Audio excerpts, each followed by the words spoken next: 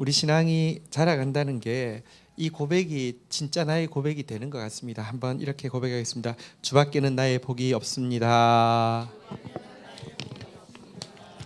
주님께서 그 고백 듣기를 원하십니다. 다시 한번 나의 고백으로 고백합시다. 주밖에는 나의 복이 없습니다.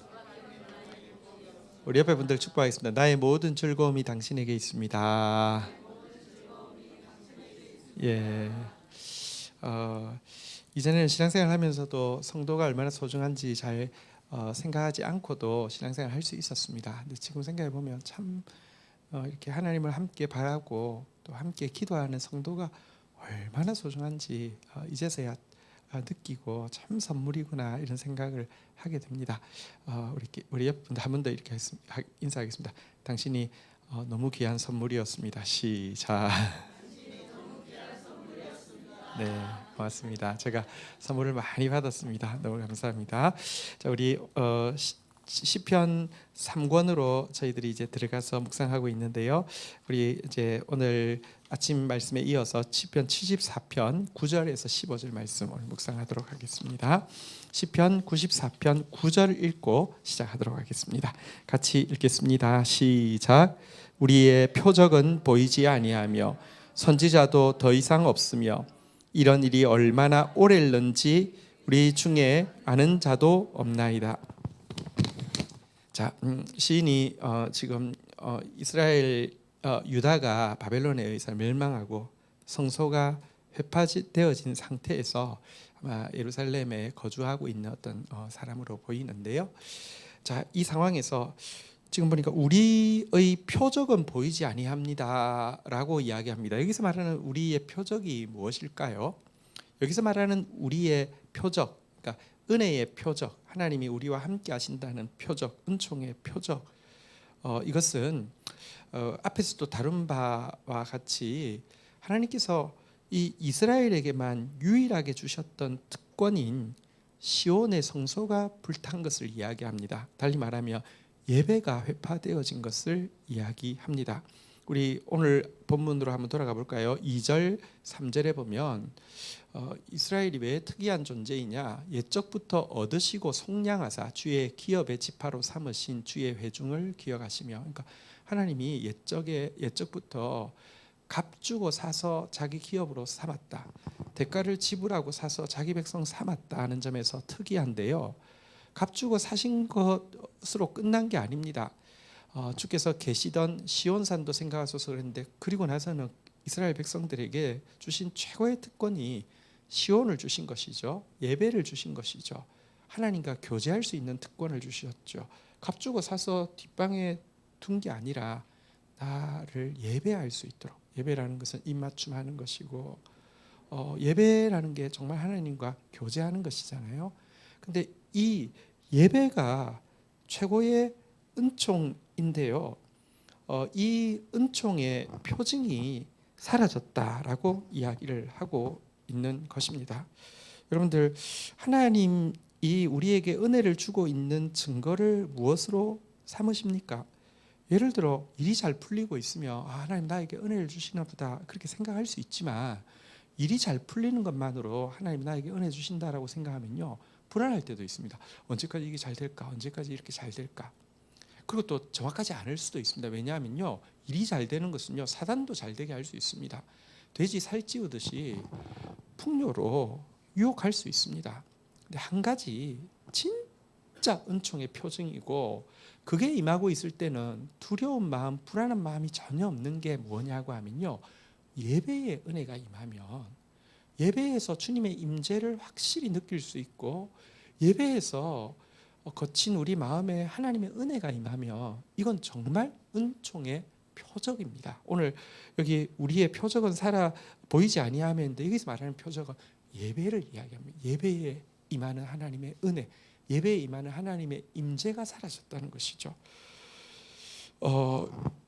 예배가 표적이다.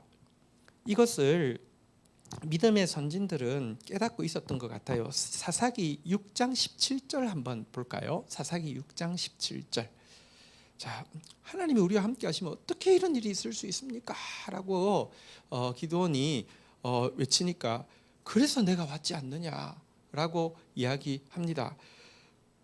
아니 근데 사람을 잘못 찾았습니다. 저는 제일 작아서 안 됩니다 라고 하니까 나는 작은 자와 함께 일한다 하니까 기드온이 그에게 대답하되 만일 주께서 내게 은혜를 내가 주께 은혜를 얻었사오면 나와 말씀하시는 이가 주 되시는 표징을 내게 보이소서 하면서 은혜의 표징을 구합니다. 자, 뭘로 표징을 구할까요? 당신이 하나님이라는 표적을 나한테 보여주십시오. 나같이 작은 자를 통하여서라도 이스라엘을 구원하신다는 그 하나님의 그 은혜의 표적을 나한테 보여주십시오라고는 뭐를 구하겠습니까? 갑자기 막 힘이 많아지는 걸 구하겠습니까? 뭐를 구하겠습니까? 근데요, 기드온이 구한 표적은 무엇이냐고 하면요, 18절 볼까요? 내가 예물을 가지고 다시 주께로 와서 그것을 주 앞에 드리기까지 이곳을 떠나지 마시기를 원하나이다. 내가 예배 드릴 때 이 예배가 연락되어지면 내가 하나님이 나와 함께하는 은총의 표징으로 알겠습니다. 이렇게 고백을 하고 있습니다. 되게 특이하지 않습니까? 우리는 그런 생각 못했잖아요, 그죠?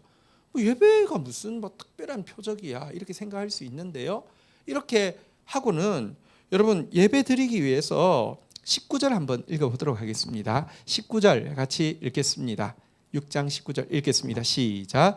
기드온이 가서 염소 새끼 하나를 준비하고 가루 한 에바로 무교병을 만들고 고기를 소쿠리에 담고 국을 양푼에 담아 상수리 나무 아래 그에게로 가져가 드리매. 그리고는 예배를 하기 위해서 예배에 쓸 물건을 급하게 준비해 오는데요. 아이템이 보니까 4가지네요. 첫 번째는 뭡니까? 염소 새끼 한 마리를 끌고 왔습니다. 두 번째는요, 가루 한 에바로 만든 무교병인데 한 에바가 몇 킬로그램이라고 생각하면 되냐면 한 20kg 정도 됩니다. 20kg에 베이킹 파우더 안 넣고 막 빡빡 베이글 같은 거 있잖아요, 그죠? 빡빡한 베이글 같은 빵 20kg짜리 빵떡 하나 하고요. 게다가 고기 그리고 국, 그러니까 양푼에는 국, 소코리에는 고기. 이 4개를 혼자서 어떻게 들고 왔을까 한번 생각을 해봤습니다. 한 손에는 일단 새끼를 끌면 되고요. 다른 손은 국을 담은 양푼 이렇게 들면 되는데요. 고기는 어떻게 하죠? 그 위에다가 이렇게 그 양푼 크면 그 위에다가 소쿠리 해가지고도 할 수 있고. 근데 20kg짜리 아직 떡이 나왔습니다. 어떻게 하죠? 어깨에다가 이렇게 메고 이렇게 와가지고는요, 하나님 앞에 예배를 드렸습니다. 예배를 드릴 때 시간 관계상 좀 21절 한번 읽어보도록 하겠습니다. 21절 읽겠습니다. 시작. 여호와의 사자가 손에 잡은 지팡이 끝을 내밀어 고기와 무교병에 대니 불이 바위에서 나와 고기와 무교병을 살랐고 여호와의 사자는 떠나서 보이지 않아요. 근데 그 하나님이 증거를 보여달라고 하니까 그 예배한 예물에 지팡이를 딱 대니까 그게 불이 임해서 하늘이 싹 다 받아가는 예배를 받으시는 표적을 보여준 것입니다. 그러니까 기도는 하나님이 진짜 우리와 함께 한다고 하면 표적을 보여주십시오. 은총의 표적을 보여주십시오 하고 예배를 구했고요. 이 예배가 받아들여지니까 할렐루야, 하나님이 함께 하시는구나, 이렇지는 않았습니다. 22절부터 보면요, 기드온이 그가 여호와의 사자인 줄 알고 이르되 슬프도소이다. 주 여호와여, 내가 여호와의 사자를 대면하여 보았나이다 하니 23절 여호와께서 그에게 이르시되 너는 안심하라, 두려워하지 말라, 죽지 아니하리라 하시니라.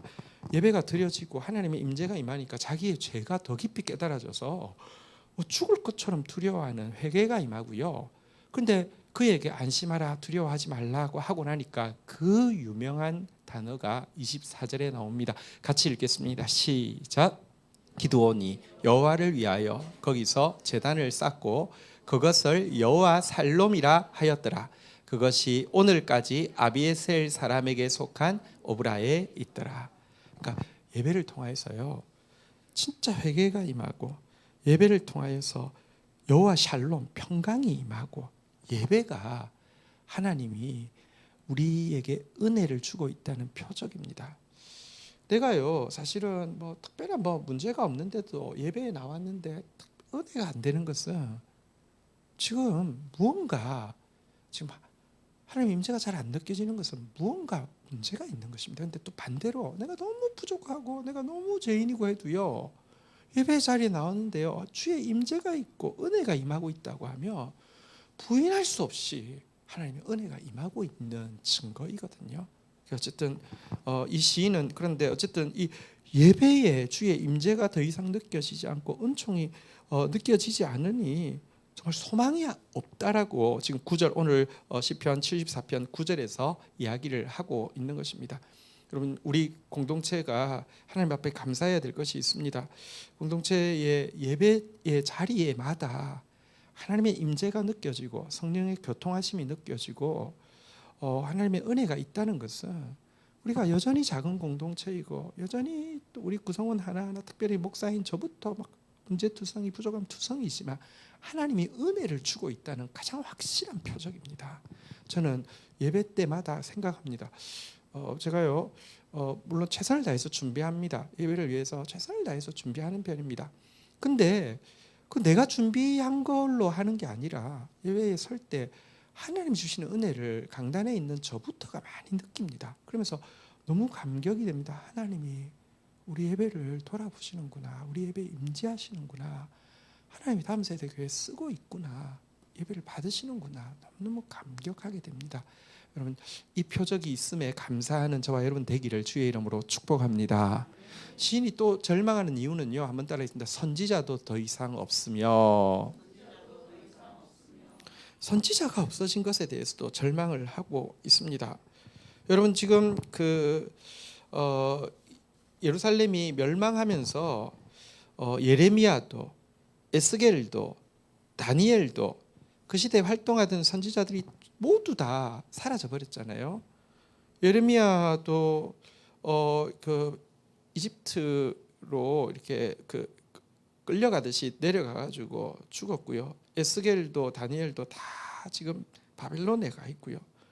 지금 유대 땅에는 성전은 회파되었는데 선지자가 없습니다.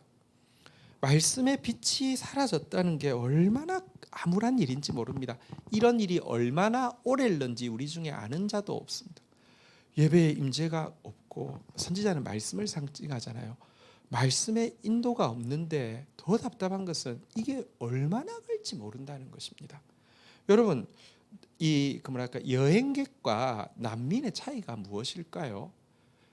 여행객은 목적지가 있고요. 여정이 있습니다. 스케줄이 있습니다. 난민은 목적지도 없고 스케줄도 없습니다.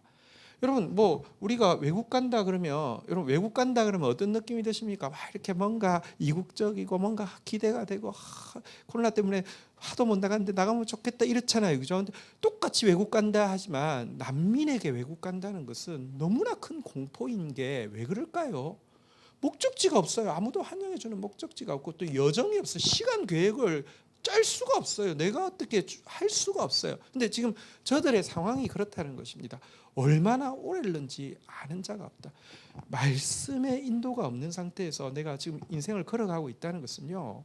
난민이 된 거나 마찬가지입니다. 얼마나 고통스러운 것인지 모릅니다. 정말 힘든 거 말씀이 없다는 것이죠. 아모스서 8장 11절부터 한번 볼까요? 아모스서 8장 11절 아모스 8장 10 주 여호와의 말씀이니라. 보라 날이 이를지라 내가 기근을 땅에 보내리니 양식이 없어 추림이 아니요 물이 없어 가람이 아니요 여호와의 말씀을 듣지 못한 기갈이라. 우리 공동체는 사실은 약간 지나칠 정도로 말씀이 많습니다. 물론 그동안은 풍요 속의 빈곤이라고 과거에는 제가 GT를 하고 또 스파크를 하지만 성도들이 GT하지 않고 스파크 하지 않고 이걸 이상하게 생각하고 이러는 시대도 있었죠. 근데 지금은 성도들이 GT하려고 몸부림치고 스파크를 통해서 은혜를 받고 너무 감사하죠. 그러니까 다른 데 비하면 말씀이 사실은 예배도 드리죠. 또 GT하죠. 또 스파크도 있죠. 너무 많으니까 이렇게 좀 거꾸로 너무 많아서 좀 불편하다 생각할 수도 있는데요.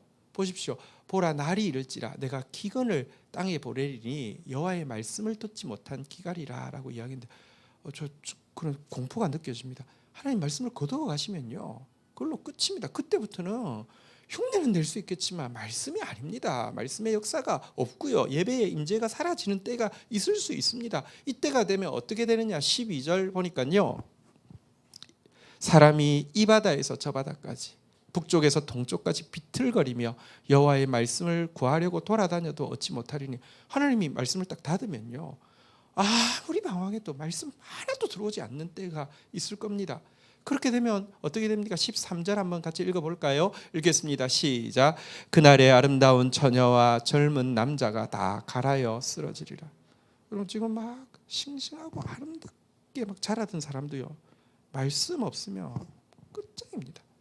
뒤에 저기 유카리투스 나무가 있는데 우리 그 예배당은 빛이 하나도 없으니까 거의 죽어갔는데 여기 와서 너무 잘 살고 있었습니다. 그런데 문제는 한 주간 이렇게 물을 좀 잘 자라고 있는데 등한이 줬더니 나중에 가면서 한번 보십시오. 완전히 새로 난 이 잎들이 다 지금 시들어가지고 다시 살아나기를 기대를 하지만 그렇게 싱싱해서 막 유카리투스 새 잎 나올 때 너무 싱싱하고 보기 좋았어요. 근데 지금 보면 전부 말라가지고요 너무 불쌍해요. 근데 그거하고 비교할 수 없이 아름다운 처녀처럼 젊은 남자처럼 아름다워 보이던 사람이 갈아여 쓰러지게 될 것이다. 이렇게 이야기했습니다. 현재 우리에게 말씀이 있음에 진짜 감사하고요. 또 말씀이 있을 때 충분히 흡수하십시다. 제가 안희숙 여사 그 책에 보면 그런 말이 있죠. 이제 그 여고 선생님하고 있을 때 이제 신사참배 문제가 터지니까 그거 이제 반대하니까 언제 잡혀갈지 모르는 상황이니까 이제 피신해 있는데 그 어머니가 굉장히 믿음의 어머니더라고요. 얘야 이제 감옥에 들어가면 일본 감옥에 들어가면 그러니까 뭐 얼마나 고문을 받겠습니까? 여성이 또 얼마나 고문 받겠습니까? 그리고 뭐 성경을 읽을 수가 있습니까? 아무것도 안 주잖아요, 그죠? 그러니까 그때를 견디기 지금 피해 있지만 잡혀갈 거면 운명이나 마찬가지니까 잡혀갈 때를 대비해서 금식도 훈련하면서 계속 말씀을 암송하자고 하면서 계속 말씀을 암송하. 왜냐하면 그 막 고문은 되는데 성경이 없으면 얼마나 공포스럽겠습니까? 뭐 이렇게 당장 답답할 때 말씀이 없으면 얼마나 고통스럽겠습니까? 계속 말씀 암송하고 또 금식 훈련하고 그랬던 부분을 보게 되었는데요. 지금은 말씀이 넘쳐나는 시간입니다. 지금 일단 많이 흡수하고 말씀이 내 것 되어져서 정말 나를 통해서 3세대까지 흘러가려고 하면 더해도 괜찮습니다. 우리 말씀 정말 스펀지처럼 흡수하고요. 또 넉넉히 우리 다음 세대에게 물려줄 수 있기를 주의 이름으로 축원드립니다. 제가 오늘 우리 이제 그 교우 중에 한 분이 갑자기 어머님이 소천을 갑자기 하셔서 이제 뭐 너무 경황이 없던 차에 이제 소천을 하셨는데 이렇게 그리고 실은 저도 몰랐어요. 근데 이제 너무 경황이 없으셔서 이제 방문을 하셨는데 어머니가 살아계실 때 정말 가난했는데도 통장의 잔고를 언제나 0으로 만드셨대요. 그러니까 월급 이제 남편이 이제 버스 이제 운전해서 월급을 받아오면 노란 봉투에 받아오자마자 11조 떼고 그다음 이제 그 작은 박송에서 자녀들을 키우는데 그냥 뭐랄까요, 가난한 사람 구제하는 거, 교회 섬기는 거 이게 막 몸에 배어가지고 들어오는 날 거의 제로가 되게 만들고 평생을 제로가 되게 만드는데 돌아가실 때도 이제는 자녀들이 다 잘 돼가지고 이렇게 잘 했는데 돌아가실 때도 통장을 열어보니까 제로더래요. 그러니까 정말 그러니까 자녀들이 볼 때 좀 무서울 정도로 헌금을 하는 거예요. 연말 정산 때문에 뗐는데 90이 넘은 어머니가 교회에다 헌금한 액수가 뭐 500, 600 이렇게 헌금을 했으니, 그러니까 그리고 어쨌든 아파트 경비원 보면 또 무조건 이렇게 아이고 수고합니다 하면서 90도로 인사를 하면서 또 몇만 원씩 주고, 그러니까 평생을 그렇게 하신 거예요. 그러면서 자녀들 위해서 기도하는 거 평생 기도하고 이제 이거였는데 살아계실 때는 너무 하신다, 좀 헌금을 너무 하신다 이랬는데 갑작스럽게 너무 깨끗하게 천국에 딱 부름받고 나서 너무 경각간에 부름받고 나서 정리할 것도 없이 이제 제로가 딱 된 상태에서 거꾸로 되돌아보니까 우리 어머니가 정말 돈을 잘 쓰셨구나. 세상에서 제일 돈 잘 쓰셨구나. 그리고 그게 진짜 남아서 우리 자녀들에게 다 들어오고 있었구나. 이런 고백을 하더라고요. 사실 저도 어머님이 심으신 것 때문에, 아버님이 심으신 것 때문에 지금 있고, 근데 지금 부모님 심으신 것 가지고 내가 살면 까먹고 사는 거잖아요, 그죠? 또 다음 세대를 위해서 심어줄 게 있어야 되잖아요. 근데 결국은요, 내 노력으로 심는 게 아니라 하나님 말씀이 있어야지, 예배의 은혜가 있어야지 심을 게 있습니다. 어쨌든 아직 우리에게 예배의 표적이 있습니다. 아직 우리에게 선지자의 말씀이 있습니다. 우리에게 약속이 있지만 보세요. 우리가 다시 한번 따라하겠습니다. 내게로 돌아오리라. 약속이 있지만 언제 이루어질지는 모르지만 그래도요, 여정이 있는 거잖아요. 우리 지금 여정을 걸어갖고 목적지라는, 내게 돌아오리라는 목적지가 있고요. 그것이 이루어질 하나님의 타이밍을 우리는 다 기다리면서 가고 있지 않습니까? 행복한 여정을 걸어가고 있는 것입니다. 이 은총의 때에 은총을 더 누리고 은총에 대해서 더 감격하고 이제 우리 다음 세대에게 물려줄 것이 있도록 준비하는 저와 여러분들이 되기를 주의 이름으로 축원드립니다. 자, 10절, 11절 오늘 본문 가도록 하겠습니다. 자, 이어지는 10절, 11절입니다. 하나님이여, 대적이 언제까지 비방하겠으며 원수가 주의 이름을 영원히 능욕하리이까. 11절 같이 읽겠습니다. 시작. 주께서 어찌하여 주의 손 곧 주의 오른손을 거두시나이까. 주의 품에서 손을 빼내시어 그들을 멸하소서. 성소를 무슨 도끼 가지고 들어와 가지고 철퇴 가지고 들어와서 다 박살을 내는 이 원수들, 그러면서 하나님을 비방하고 하나님의 이름을 능욕하는, 그런데도 하나님은 침묵하고 있는 이 상황에서 11절에 보니까 한번 따라하겠습니다. 주의 어찌하여 주의 오른손을 거두시나이까. 주의 품에서 손을 빼내시어 그들을 멸하소서. 오른손을 거두지 말아 주십시오. 손을 빼내서 저들 가만두지 말아 주옵소서. 이렇게 외치고 있는데요. 여기 보면 오른손을 거두셨다라고 이야기하고 제발 오른손 좀 빼달라고 간구하고 있는데 한 가지 좀 기억해야 될 것이 있습니다. 하나님은요, 때때로 우리가 이 시인의 고백대로 하나님이 오른손을 거두고 있는 것 같이 느껴질 때가 있습니다. 하나님의 능력이 보이지 않고 특별히 악에 대해서 심판하는 하나님의 공의가 보이지 않고 공의를 심판하는데 하나님이 미적거리고 게을러 보일 때가 있습니다. 그런데 기억하십시오. 하나님은 당신의 오른손을 온 세계에서 거두신 적이 한순간도 없다는 사실을 분명히 아시기를 바랍니다. 하나님은 공의를 시행하는데 게으른 분도 아니고요. 하나님은 공의를 시행할 권능이 조금도 사라지는 분이 아닙니다. 단지 하나님은 심판하기를 즐겨하는 분이 아닙니다. 구원하기를 원하시는 분이고요. 악인을 심판하더라도 놀라운 인내와 용서를 베푸시면서 기회를 주시기 위해서 기다리고 있지, 오른손이 약해지거나 오른손을 그냥 무관심해서 뒤로 빼고 있는 게 아니라는 사실을 기억하십시오. 그리고 또 근데 왜 악인들한테 너무 기회를 주시는 것 아닙니까? 라고 불평할 수 있지만 사실은 악인이 문제가 아니라 우리가 문제입니다. 하나님이 여러분 이 인내하시면서 오른손을, 그 능력의 손을 펴고 있으면서도 시행하지 않는 이유는 우리 때문이기도 합니다. 여러분, 우리가 주님이 손을 들어서 정말 수시로 치셨다고 하면 우리는 정말 끝장이 났습니다. 하나님 인내로 기다리고 계십니다. 하지만 여러분, 하나님은 때가 되면 심판하시는데요, 누구도 핑계할 수 없고 누구도 불평할 수 없이 정확하게 심판하십니다. 그런데 그때가 되었을 때 악인에게는 진노가 넘치겠지만 의인에게는 구원이 임하도록 하게 하기 위해서 지금도 우리 가운데서 계속 말씀하시고 또 징계하시고 또 인도하고 계시고요. 그렇게 하시는 것입니다.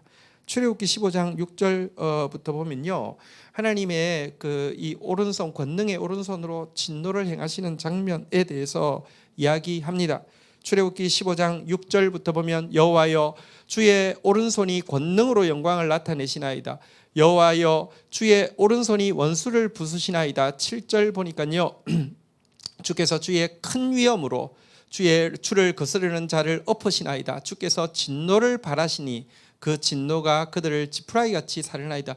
오른손의 권능으로 악인에 대해서는 심판하시지만 이어지는 출애굽기 15장 11절부터 보면 의인에 대해서는요.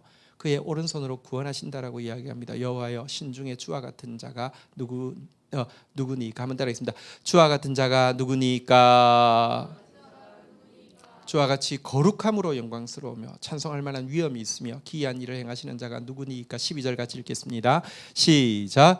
주께서 오른손을 드신즉 땅이 그들을 삼켰나이다. 지금도 하나님은 오른손을 거두지 않고 일하고 계시는 것을 믿어야 합니다. 그 손으로 우리를 구원하시고 그 손으로 악을 심판하시는 분이심을 분명히 믿어야 합니다.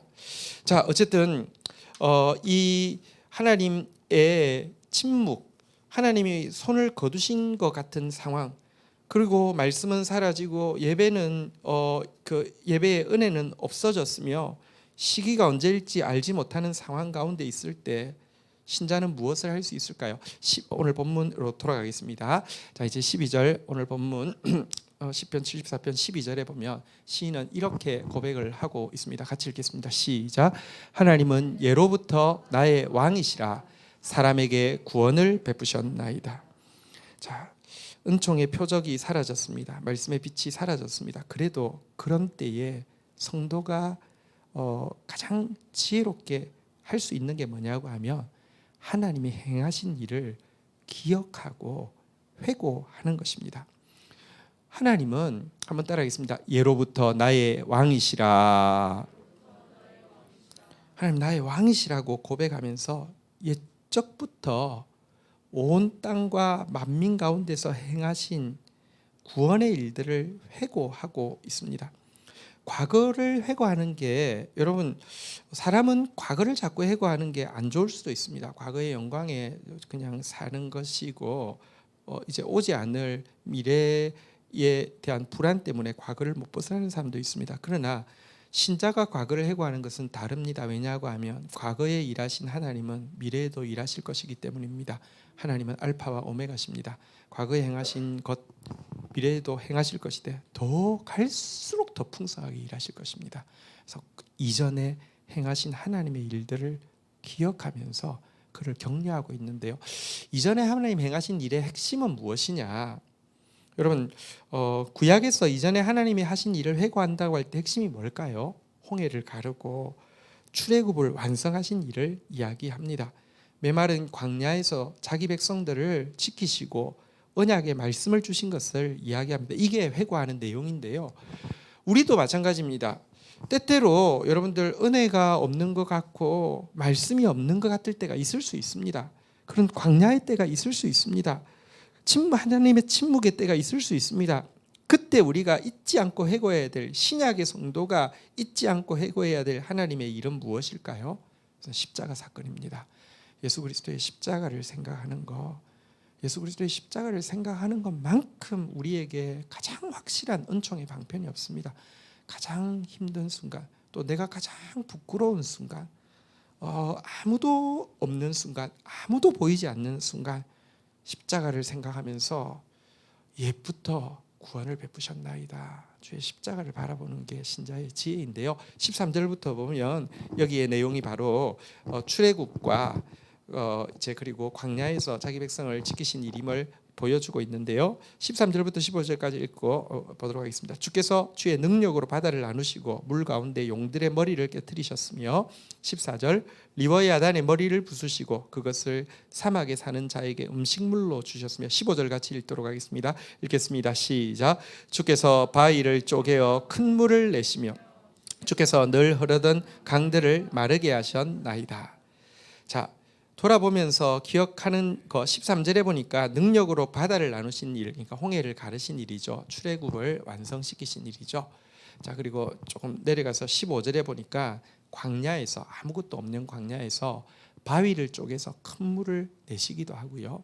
또 늘 흐르던 강 요단강을 이야기하죠. 요단강을 마르게 하신 일을 이야기합니다. 그러니까 이 출애굽을 완성하시고 광야에서 자기 백성들을 보호하시고 또 이 가나안 땅에 들어가는 길을 여셨던 주님의 일을 회고하고 그것 때문에 다시 용기를 내고 있는 장면인데요.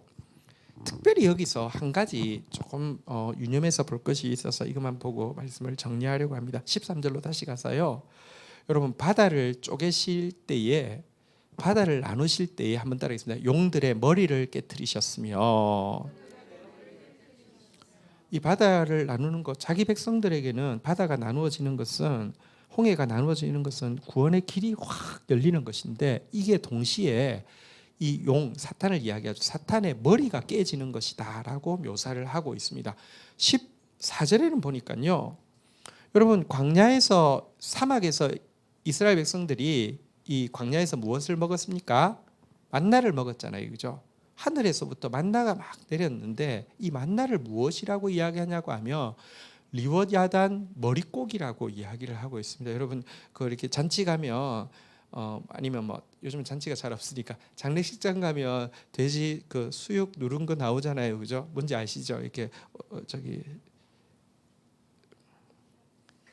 새우젓에 이렇게 찍어서 먹는 거 있잖아요. 그죠? 근데 지금 뭐라고 이야기하냐고 하면 홍해를 가를 때는 이 용 사탄의 머리가 깨진 것이고 만나를 내릴 때는 머릿고기를 나누어 주신 것이다라고 이야기하고 있습니다. 이게 무슨 말이냐고 하면 자기 백성들에게 임하는 구원은 사단에게 임하는 멸망이다라고 이야기를 하고 있습니다. 이게 동시에 이루어진다라고 이야기하는 것이죠. 그러니까 내가 진짜 하나님의 사람이 되어지고 내가 하나님의 구원을 경험하며 사단은 머리가 깨지고 머릿고기가 다 이렇게 우리 음식물로 나누어지는 것이다라고 이야기를 하고 있습니다. 그래서 좀 방법이 이렇습니다. 사단 머리를 깨려고도 하지 말고요. 사단 머릿고기를 먹으려고도 하지 말고요. 내가 온전히 출애굽하고 여러분 이 출애굽과 광야 생활은 무엇일까요? 출애굽한다는 것은 구원받는 것을 이야기하고 광야 생활이란 성화되어지는 것을 이야기하죠. 광야에 가서 사람이 떡으로 사는 게 아니라 말씀으로 사는 걸 배우고 언약의 말씀을 받고 말씀으로 훈련하고 가잖아요. 우리 다음 세대 교회가 사실은 광야 기간들을 오래 거쳤잖아요. 근데 정말 그 기간에 하나님 말씀이 우리 성도들에게 들리기 시작하고 말씀으로 사는 걸 배우잖아요. 그죠? 성화를 이야기하는데 내가 정말 죄로부터 끊어지는 구원과 내가 정말 말씀대로 사는 성화를 체험하면요. 우리가 기도하지 않아도 용들은 머리가 깨지는 것이고 리워야단 머릿고기는 다 우리한테 먹이가 돼가지고 하늘에서 막 떨어지고 있다는 것입니다. 그러니까 이게 그러니까 우리 그렇잖아요. 원수에 대해서 자꾸 생각하고 이럴 필요 없습니다. 하나님께 생각하고 내가 하나님의 백성 되면요. 리워야단 고기는 우리 위해서 준비되어 있는 것입니다. 이게 훨씬 더 지혜로운 방법이지요. 우리 에베소서 4장 8절에도 보면 하나님의 구원과 원수의 심판이 동시에 이루어진다고 이야기했는데 그러므로 이르기를 그가 위로 올라가실 때 사로잡혔던 자들을 사로잡으시고 그러니까 사탄은 예수님이 십자가와 부활로 승천하실 때 사탄은 잡고 주의 백성들에게 선물을 주셨다 그랬는데 사탄의 결박과 우리에게 선물 주는 것 오늘 표현으로 하면 사단이 리워야단 이 머리가 깨지는 것과 우리가 머릿고기 먹는 것과 동시에 이루어진다라고 이야기를 하고 있죠. 반드시 구원의 때가 되면 심판의 때가 이릅니다. 지금도 악인은 이말 진노를 위해서 진노의 잔을 채우고 있고요. 우리는 그날 받을 구원의 잔을 채우고 있는 과정입니다. 그래서 구원의 잔을 온전히 채우고요. 어떻게 해야 구원의 잔을 온전히 채울 수 있습니까? 오늘 말씀에서 본 바대로 한번 따라하겠습니다. 예배의 표적을 예배의 은혜의 표적을 주옵소서. 시작. 우리 예배에 주님의 은혜가 임한다는 표적을 구하고요. 또 말씀의 인도를 이전과 같이 지금도 아니 더 풍성하게 우리에게 허락하여 주옵소서라고 고백하면서 우리 나간다고 하면 또 우리 이 힘든 시간을 지나고 있다 할지라도 넉넉히 이 시간을 견뎌내고 도리어 이 시간이 구원의 잔을 채우는 시간이 될 것입니다. 우리 함께 찬양하면서 주님 앞에 기도하며 나가는 시간 가지도록 하겠습니다. 자리에서 일어서시겠습니다.